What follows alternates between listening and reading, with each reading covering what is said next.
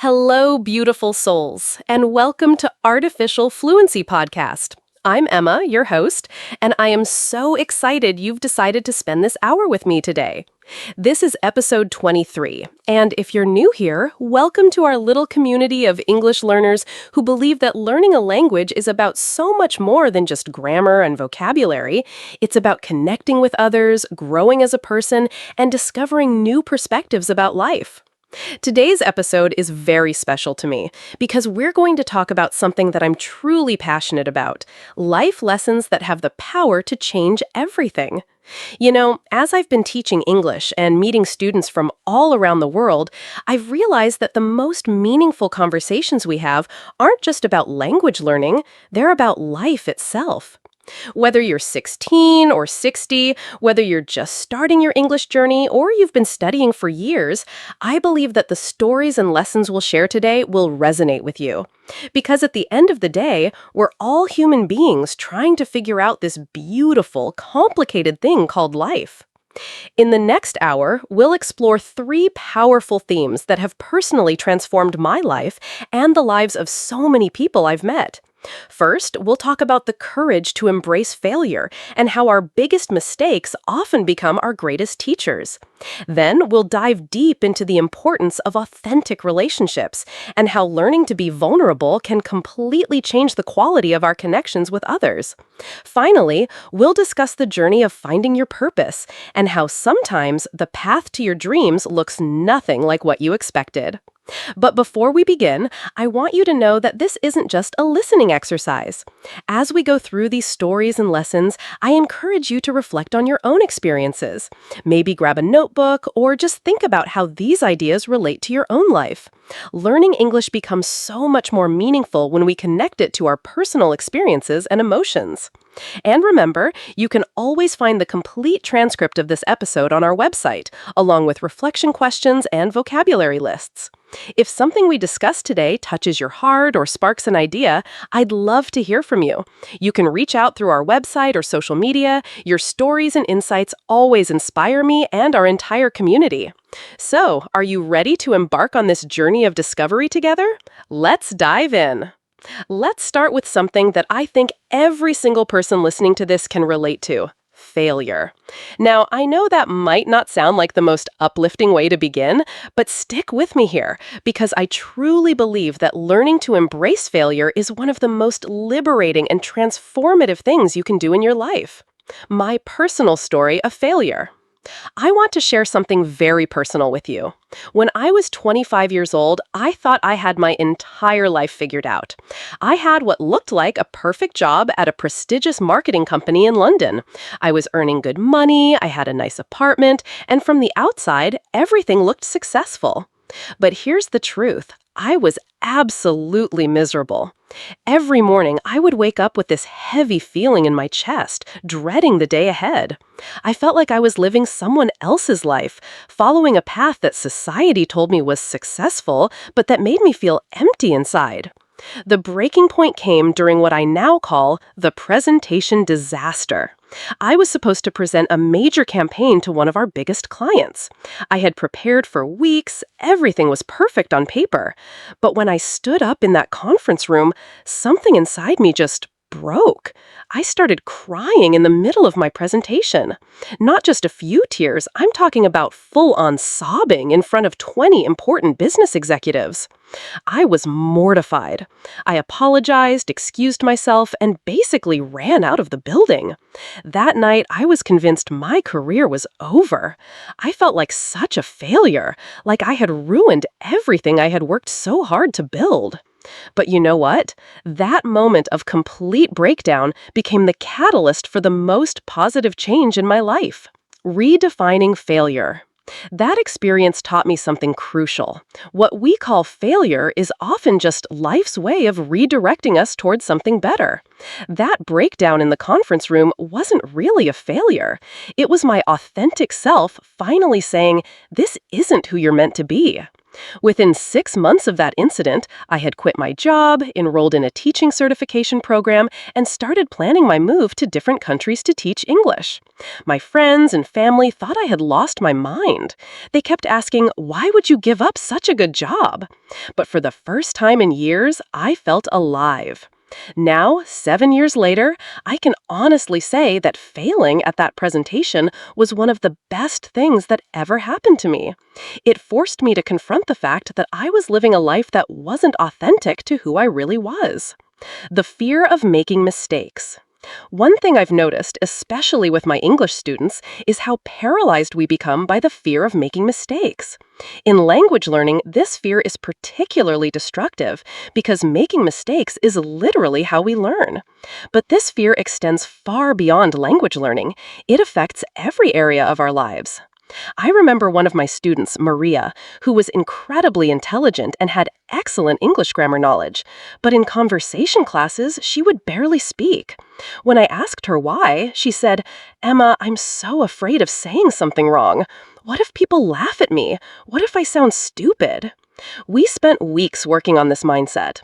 I shared my own embarrassing language mistakes, like the time I accidentally told a group of Spanish speakers that I was embarazada, pregnant, instead of avergonzada when I made a mistake.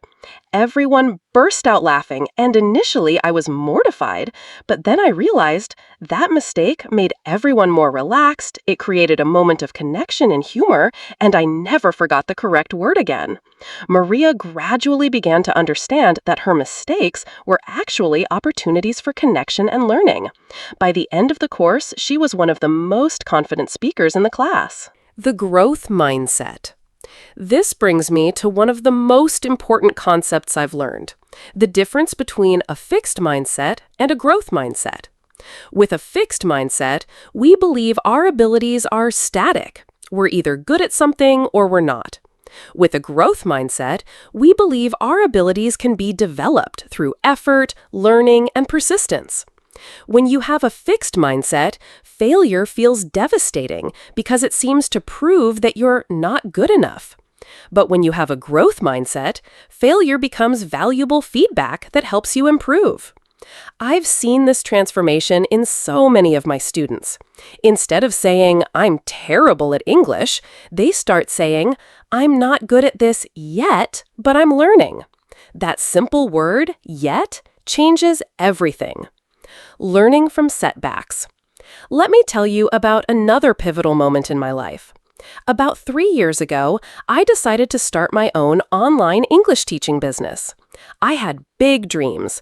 I was going to help thousands of students around the world, create amazing courses, and build something really meaningful. I invested all my savings, worked 80-hour weeks for months, and launched what I thought was going to be an incredible program. And it completely flopped.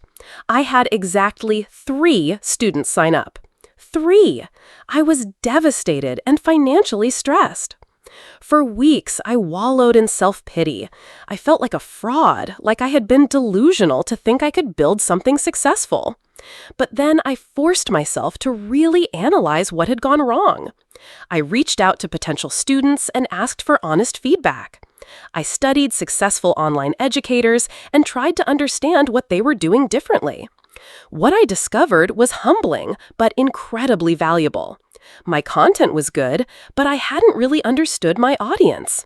I was creating what I thought people needed instead of what they actually wanted. I was so focused on being professional that I had lost the personal connection that made my in-person teaching effective. So I started over. This time, I focused on building genuine relationships with my potential students. I shared more of my own struggles and vulnerabilities. I created content that addressed their real concerns and challenges, not just what textbooks said they should learn. The second version of my business was completely different from the first, and it was successful in ways I had never imagined. But more importantly, the failure of my first attempt taught me lessons about empathy, authenticity, and resilience that I never could have learned any other way. The perfectionism trap. One of the biggest obstacles to embracing failure is perfectionism. Perfectionism isn't about having high standards. It's about being so afraid of not being perfect that you don't try at all, or you don't put yourself in situations where you might fail. I used to be a terrible perfectionist. I would spend hours rewriting emails because I was worried they weren't perfect. I would avoid trying new things because I might not be immediately good at them. I would procrastinate on important projects because I was afraid they wouldn't meet my impossibly high standards. But perfectionism is actually a form of fear. It's fear disguised as high standards. And the ironic thing about perfectionism is that it often prevents us from achieving excellence because we're so afraid of being imperfect that we never really try. Learning to embrace good enough was incredibly liberating for me. Now, instead of spending 3 hours crafting the perfect email, I write a good email and send it. Instead of avoiding new challenges, I try things I might fail at. And you know what? Most of the time, good enough is actually pretty great. Building resilience. Resilience, the ability to bounce back from setbacks, is like a muscle. The more you use it, the stronger it gets. And the only way to build resilience is to face challenges and failures and learn to recover from them. I think about some of the most successful and happy people I know, and they all have one thing in common. They've failed many times, but they've learned to see failure as a teacher rather than an enemy. There's a Japanese concept called nana karobi yaoki, which means fall down 7 times, stand up 8.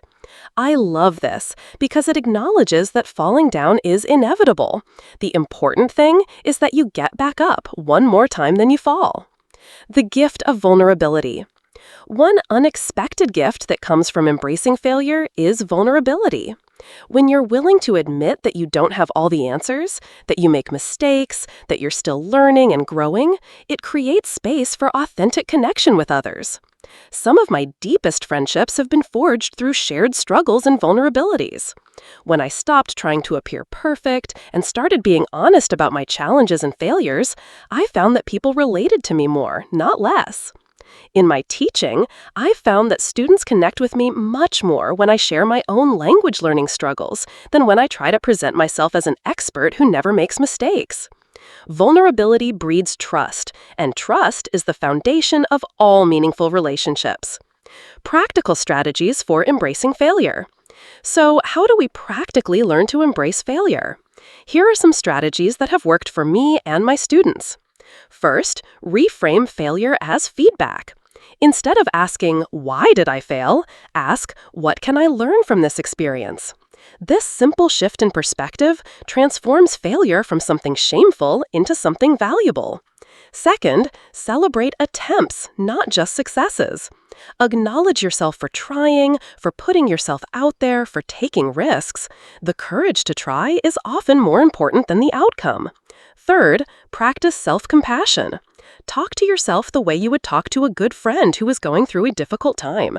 Be kind, be understanding, be supportive. Fourth, focus on the process, not just the outcome. If you're learning English, celebrate the fact that you had a conversation in English, regardless of how many mistakes you made. If you're trying something new, acknowledge the courage it took to begin, regardless of the immediate results.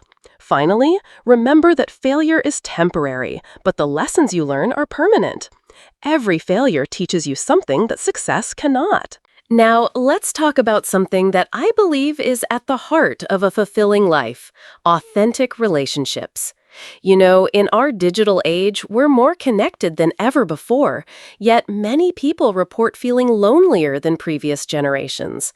I think this paradox exists because we've confused being connected with being truly known. What makes a relationship authentic? Authentic relationships are built on genuine connection, mutual respect, and the courage to be vulnerable with another person. They're relationships where you can be yourself, not a polished, perfect version of yourself, but your real, imperfect, evolving self. I've learned that the quality of our relationships often determines the quality of our lives. Think about it. Our happiest moments are usually shared with people we care about, and our most difficult times are made bearable by the support of others who truly know us. My journey to understanding friendship. For many years, I thought I was good at making friends. I was social, outgoing, and people seemed to like me. But looking back, I realized that many of my relationships were quite superficial. We would have fun together, share laughs, and enjoy each other's company, but we rarely went deeper than surface-level conversations. This hit me during a particularly difficult period in my life. My father had been diagnosed with a serious illness, and I was struggling emotionally. I needed support, but I realized I didn't know how to ask for it. I had trained myself to always be the positive, upbeat person who had everything together. The idea of showing vulnerability or admitting that I was struggling felt terrifying. I remember sitting alone in my apartment one evening, feeling overwhelmed and sad, thinking about all the people in my phone contacts who would probably describe me as a friend. But I couldn't think of anyone I felt comfortable calling to say, "I'm not okay, and I need someone to talk to." That realization was a wake-up call. I had many acquaintances and fun social connections, but very few people who truly knew me, the real me, with all my fears, insecurities, and struggles. The courage to be vulnerable. This experience taught me that authentic relationships require vulnerability, and vulnerability requires courage. We have to be willing to let people see us as we really are, not just as we want to be perceived. I started small. With a few close friends, I began sharing more honestly about what was going on in my life. Instead of always saying, "I'm fine," when asked how I was doing, I started giving real answers. Instead of only sharing my successes and happy moments, I began to open up about my struggles and uncertainties. The response surprised me. Rather than being put off by my vulnerability, people responded with their own openness. They shared their own struggles, fears, and insecurities. Our conversations became deeper, more meaningful, and more connected. One friend, Sarah, told me later, "Emma, I always admired you because you seemed to have everything figured out. But when you started being real with me about your struggles, I felt so much closer to you. It made me realize that I could be real with you too." Listening as an act of love. One of the most important skills in building authentic relationships is deep listening. Not listening to respond, not listening to give advice, but listening to truly understand another person. I'll be honest, this was challenging for me at first. I was used to being the person who always had solutions, who could fix problems and make people feel better. But I learned that sometimes people don't need solutions. They need to be heard, understood, and validated. I remember a conversation with my friend David, who was going through a divorce. He was telling me about how difficult everything was, and my instinct was to jump in with advice and suggestions. But instead, I forced myself to just listen. I asked questions like, "How does that feel?" and "What has that been like for you?" instead of "Have you tried?" or "You should." At the end of our conversation, David said, "Thank you for listening. I don't need someone to fix the situation. I just needed someone to understand what I'm going through." That taught me that sometimes the greatest gift we can give someone is our full, undivided attention. The art of asking questions. Authentic relationships flourish when we become genuinely curious about other people's inner worlds. This means asking questions that go beyond "How was your day?" or "What do you do for work?" Some of my most meaningful conversations have started with questions like, "What's bringing you joy these days? What's been challenging for you lately? What are you learning about yourself right now? What dreams are you working toward? What do you wish more people understood about you?" These kinds of questions invite people to share more deeply about their experiences, thoughts, and feelings. They signal that you're interested in them as a whole person, not just the surface-level details of their life. Boundaries and self-respect. While vulnerability and openness are important for authentic relationships, I've also learned that healthy boundaries are equally crucial. Authentic doesn't mean sharing everything with everyone, and it doesn't mean accepting poor treatment from others. I used to confuse being nice with being authentic.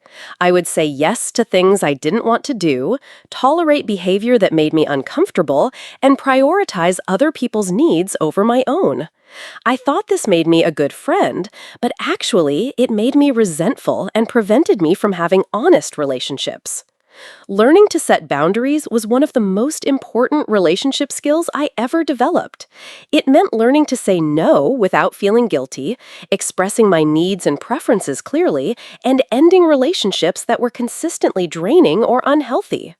I remember one friendship that was particularly difficult. This person would constantly complain about their life, but never take any steps to improve their situation. They would call me at all hours to vent, but when I tried to share my own challenges, they would quickly change the subject back to themselves. For months, I felt obligated to be available whenever they needed me because I thought that's what a good friend does. But eventually, I realized that this relationship was one-sided and emotionally exhausting. Setting boundaries meant limiting our contact and being honest about what I could and couldn't offer in the friendship. It was uncomfortable, but it freed up emotional energy for relationships that were more balanced and mutually supportive. The challenge of making adult friendships. One thing I've noticed is that making deep friendships as an adult can be particularly challenging. When we're children and teenagers, we're thrown together with peers in school settings, and we have lots of unstructured time to develop relationships naturally. As adults, our social circles often become more limited. We might interact primarily with coworkers, family members, and a few established friends. Meeting new people and developing new friendships requires more intentional effort. I found that the best adult friendships often develop around shared activities or interests. Some of my closest friends today are people I met in hiking groups, volunteer organizations, language exchange programs, and hobby clubs. The key is being open to connection and taking the initiative to move relationships from acquaintance level to friendship level. This might mean inviting someone for coffee after a class you attend together, or suggesting a weekend activity with a coworker you enjoy talking to. Cultural differences in friendship. Teaching English to students from different cultures has taught me so much about how friendship is understood and expressed differently around the world. In some cultures, friendships are expected to be lifelong commitments with deep loyalty and frequent contact. In others, friendships can be more casual and situational. Some cultures emphasize group harmony and may be less direct about disagreements, while others value individual expression and honest communication even when it's uncomfortable. Understanding these differences has made me more patient and flexible in my relationships with people from different backgrounds. I remember one student, Kenji from Japan, who told me he was confused by American friendship culture. He said, "Americans seem to become friends very quickly and call many people their friends, but then the relationships don't seem very deep. In Japan, we are more careful about using the word friend, but when someone is your friend, it's a very serious commitment." This conversation made me reflect on my own approach to friendship and helped me understand why some of my international friendships had developed differently than I expected. Digital communication and real connection. We can't talk about modern relationships without addressing the role of technology. Social media, texting, and video calls have given us new ways to stay connected, but they've also created new challenges for authentic relationship building. On one hand, technology allows us to maintain relationships across distances and time zones that would have been impossible in previous generations. I have meaningful friendships with people I met while teaching in different countries, and we stay in touch through regular video calls and messages. On the other hand, digital communication can sometimes substitute for deeper connection. It's easy to think we're maintaining relationships by liking someone's social media posts or sending occasional text messages, but these interactions don't necessarily create the kind of intimacy that comes from face-to-face conversation. I've tried to be intentional about using technology to enhance rather than replace real connection.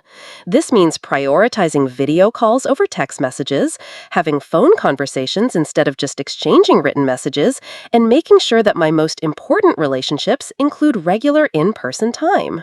The ripple effect of authentic relationships. One beautiful thing about developing authentic relationships is the ripple effect it creates. When you model vulnerability, deep listening, and genuine care in your relationships, it encourages others to do the same. You become part of creating a culture of authenticity in your social circles. I've noticed this in my friend groups. As I've become more open and vulnerable, others have followed suit. Our conversations have become more meaningful, our support for each other has become more substantial, and our gatherings have become more fulfilling. This extends beyond personal friendships, too.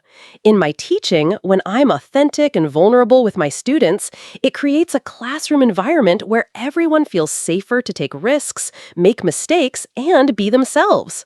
This leads to better learning outcomes and more enjoyable experiences for everyone. Maintaining long-distance friendships. Since I've lived in different countries and my friends are scattered around the world, I've had to learn how to maintain meaningful relationships across distances. This requires more intentional effort than local friendships, but it's absolutely possible. Some strategies that have worked for me include scheduling regular video calls, even if they're short, sending voice messages instead of just text so friends can hear your tone and emotion, sharing photos and updates about daily life, not just major events, planning visits when possible, even if infrequent, being understanding about time zone differences and varying communication preferences, making an effort to remember important events and check in during difficult times. One of my dearest friends, Lisa, lives in Australia while I'm currently based in Europe. We have a standing monthly video call, and we also send each other voice messages throughout the month. When one of us is going through something difficult, we make extra effort to connect more frequently. Even though we only see each other in person once a year or so, our friendship remains strong and meaningful. The importance of community. Beyond individual friendships, I've learned how important it is to have a sense of community, a network of people who know you and care about your well-being. This might include family, friends, neighbors, colleagues, or members of organizations you belong to. Having a community provides a sense of belonging and support that's difficult to achieve through individual relationships alone. It also gives you opportunities to contribute to others' lives and feel valued for what you bring to the group. Since moving to different countries, I've had to build new communities multiple times. This has taught me that community doesn't just happen, it requires active participation and investment. You have to show up, contribute, and care about others to receive care in return. For our final segment today, I want to talk about something that I think many of us struggle with at different points in our lives: finding our purpose and having the courage to follow our dreams. This is especially relevant for English learners because often learning a new language is connected to bigger dreams and goals. The myth of the single purpose. Let me start by addressing a common misconception that caused me a lot of anxiety for years: the idea that everyone has one true purpose or calling in life and that we need to find it in order to be happy and successful. For the longest time, I tortured myself trying to figure out what my purpose was. I would read articles about people who knew from childhood that they wanted to be doctors or artists or teachers, and I felt like something was wrong with me. I tried career aptitude tests, personality assessments, and even consulted with life coaches, all hoping someone would tell me what I was meant to do with my life. But the more I searched for this magical purpose, the more confused and frustrated I became. It wasn't until my late 20s that I realized I had been thinking about purpose all wrong. Purpose isn't necessarily one specific career or goal that you discover and then pursue for the rest of your life. For many people, purpose evolves and changes as we grow and learn more about ourselves and the world. My winding path. My own path is a perfect example of this. If you had told me 10 years ago that I would be teaching English and creating educational content, I would have laughed. At that time, I was convinced that success meant climbing the corporate ladder in business. But looking back, I can see how each phase of my life contributed to where I am now.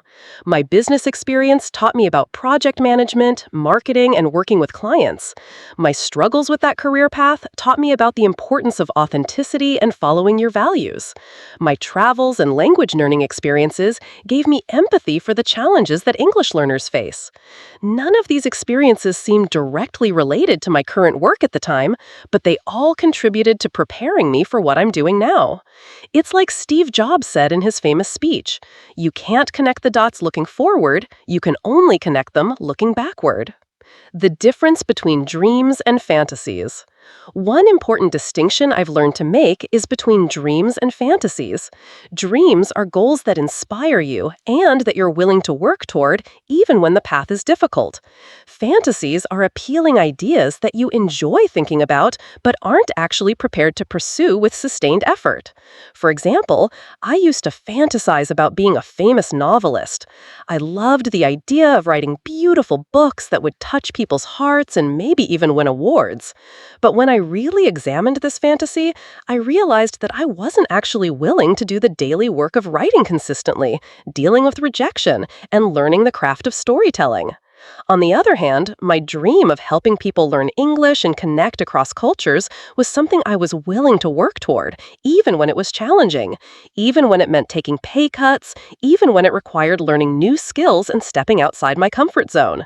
The key question is, what are you willing to suffer for? Every dream comes with difficulties.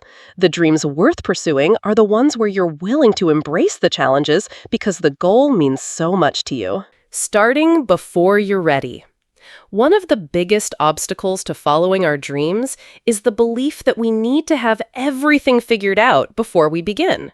We think we need to have a perfect plan, all the necessary skills, and guaranteed success before we take the first step. But the truth is, you rarely feel ready when opportunities arise. Most of the time, you have to start before you feel ready and figure things out as you go. When I decided to leave my corporate job to become an English teacher, I had no teaching experience, no education degree, and no clear plan for how I would support myself financially. Many people told me I was being irresponsible and that I should get proper training before making such a big change. But I knew that if I waited until I felt completely prepared, I might never start. So I took a basic teaching certification course, applied for teaching positions abroad, and figured out the rest as I went along. Was it scary? Absolutely. Did I make mistakes? Constantly. But I learned more in my first year of teaching than I could have learned in any classroom or training program because I was learning through real experience. The role of passion versus curiosity. There's a lot of pressure in our culture to follow your passion, but I've come to believe that following your curiosity is often more practical and sustainable than following your passion. Passion can be intense but inconsistent. You might feel passionate about something one day and indifferent the next. Curiosity, on the other hand, is more sustainable and can lead you to discoveries you never expected. I wasn't passionate about teaching when I started. I was curious about it. I was curious about different cultures, curious about how people learn languages, curious about what it would be like to live in other countries. That curiosity led me down a path that eventually became a deep passion. Many of my most successful students have followed a similar pattern. They started learning English not because they were passionate about grammar and vocabulary, but because they were curious about other cultures, interested in traveling, or attracted to opportunities that required English skills. Dealing with other people's opinions. One of the most challenging aspects of following your dreams is dealing with other people's opinions and expectations. Well-meaning friends and family members often have strong opinions about what you should do with your life, and these opinions are usually based on their own fears and values rather than what's right for you. When I left my corporate job, the reactions from my social circle were mixed, to say the least. Some people were supportive and encouraging, but others were openly critical. I heard comments like, "You're throwing away your career. You'll never make good money as a teacher. What will you do when you get older and want to settle down? You're being selfish and irresponsible." These comments hurt, especially when they came from people I cared about. For a while, I started to doubt my decision and wonder if everyone else was right and I was making a huge mistake. But eventually, I realized that most of these comments said more about other people's fears than about my actual situation. People who had chosen security over satisfaction were projecting their own regrets onto my situation. People who had never taken big risks couldn't understand why I would want to. I learned to listen politely to advice, but to make decisions based on my own values and intuition rather than other people's expectations. The importance of small steps. Big dreams can feel overwhelming, which often leads to procrastination or giving up before you start. I've found that the key to making progress on meaningful goals is breaking them down into small, manageable steps that you can take consistently. When I first started creating online English content, my dream was to help thousands of students around the world improve their English skills. That goal felt so big that I didn't know where to start. So I broke it down. First, I would create one helpful video. Then, I would share it with 10 people and ask for feedback. Then, I would create another video based on what I learned. Then, I would start building an email list of interested learners, and so on. Each step was small enough that it didn't feel overwhelming, but together, these small steps gradually build toward my bigger goal. This approach works for any goal. Want to write a book? Start by writing 1 page a day. Want to learn a new skill? Commit to practicing for 15 minutes daily. Want to change careers? Start by taking one small course or having one informational interview. The magic happens in the accumulation of small, consistent actions over time. Redefining success. Society often defines success in narrow terms: money, status, recognition, material possessions. But I've learned that true success is much more personal and individual than that. For me, success means living in alignment with my values, having meaningful relationships, contributing positively to other people's lives, and continuing to grow and learn as a person. Financial stability is important, but it's not the primary measure of whether my life is successful. This redefinition of success has been incredibly liberating. It means I can pursue goals that are meaningful to me without constantly comparing myself to other people's achievements or worrying about whether I'm meeting external expectations of success. I encourage all my students to think about what success means to them personally. For some, it might mean being able to communicate confidently with international colleagues. For others, it might mean being able to help their children with homework in English. For others, it might mean having the language skills to travel independently. There's no right or wrong definition of success. The important thing is that your goals are aligned with your own values and aspirations rather than someone else's. The role of failure in achieving dreams. We've already talked about embracing failure, but I want to specifically address how failure relates to pursuing your dreams.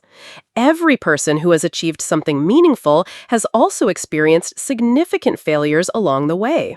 The difference between people who achieve their dreams and people who don't isn't that the successful people never fail, it's that they don't let failure stop them from continuing to try.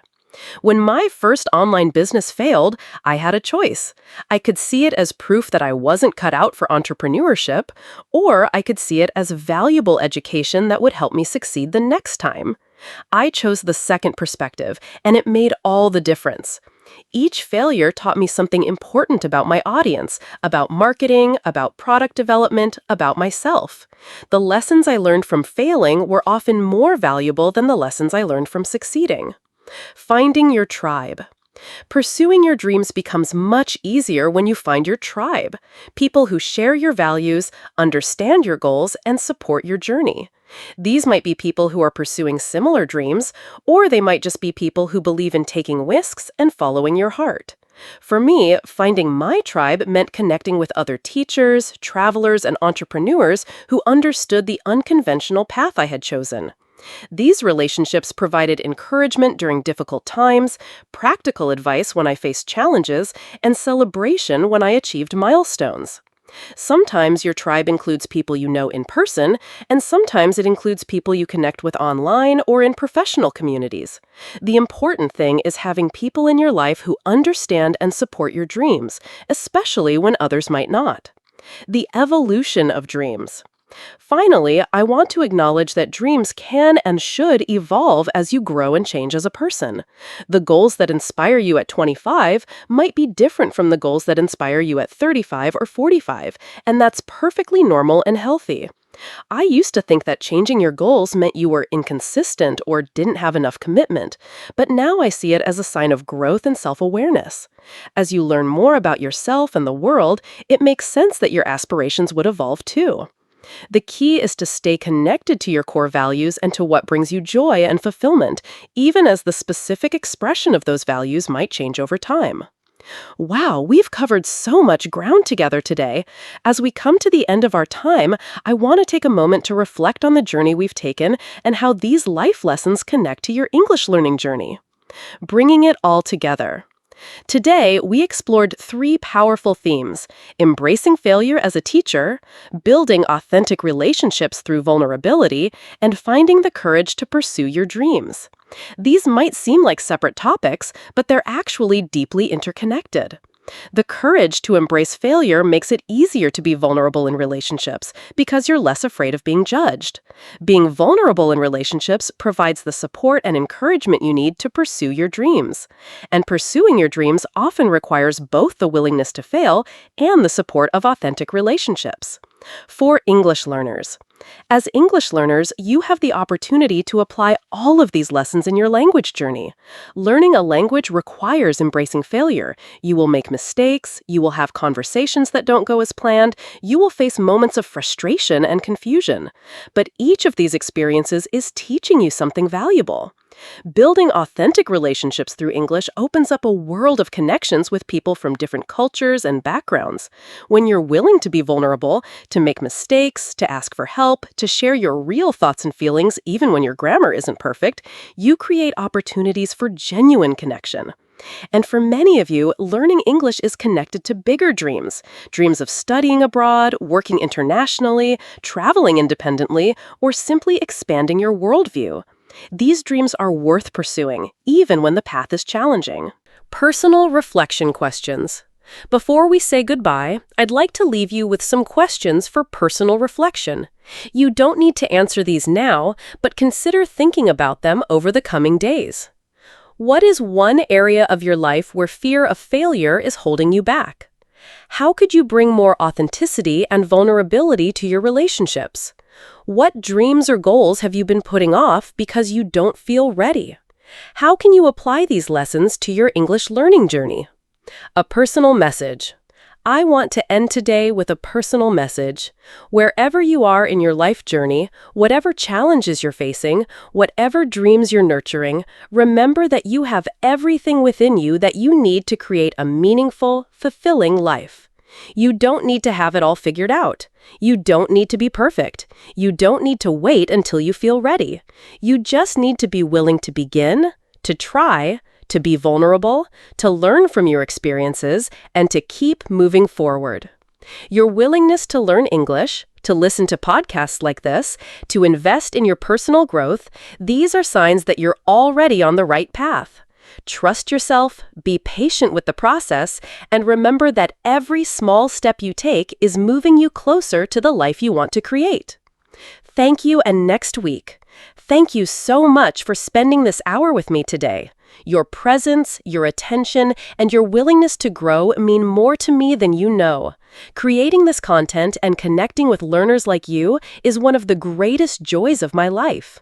Next week, we'll be exploring the topic of creativity and how to nurture your creative spirit, even if you don't consider yourself an artistic person.